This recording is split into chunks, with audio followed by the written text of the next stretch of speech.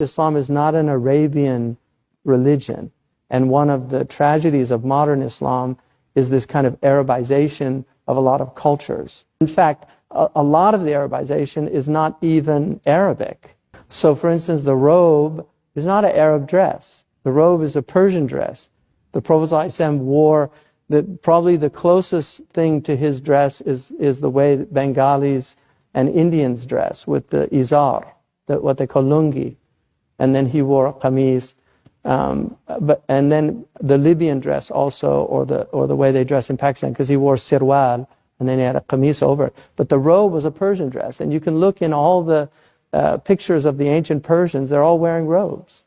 So when the Arabs conquered Persia, they took on the dress of the aristocrats of Persia. That's where the robe comes from. But it's not native to the Arabs themselves. It would have been alien to them. But now it's become associated with the Arabs when it's actually Persian.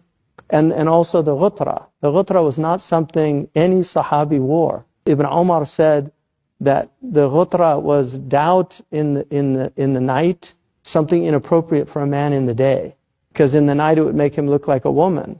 They wouldn't know if it was a... But they didn't wear the ghutra.